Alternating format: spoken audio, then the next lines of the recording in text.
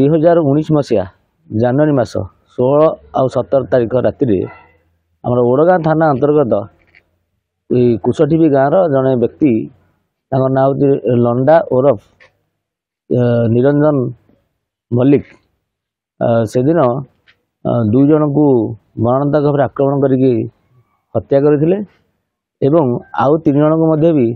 मरणदायक भाव आक्रमण करते कालक्रमे से सब मेडिकल भर्ती सुस्थ हो फेरी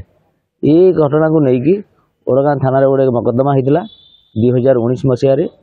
आउ पुलिस चार्जसीट देलापर जहाँ आमर अतिरिक्त जिला दौरा जज ओडगाँ मान्यवर श्री मानस रंजन रथंक कोर्टे ये मकदमा चलता से 27 जन सरकारी साक्षी एवं वैज्ञानिक जो कलेक्शन करते टीम वाला आसिकी जो प्रमाण आधार ये सब भित्ति करी माननीय अतिरिक्त जिला दौरा जज आसामी निरंजन ओरफ लंडा को मृत्युदंड दंडित कर जो प्रकार ये दंड घोषणा कर संतुष्ट नुह ये अपील कोर्टे ये जीव ये अपील कोर्टे मुद्दा खलास हम ता विरुद्ध में सेमती किसी प्रत्यक्ष साक्षी प्रमाण बा जो प्रकार तदंतर से प्रकार से अभियुक्त को जहाँ प्रमाण आसी संतुष्ट नुह।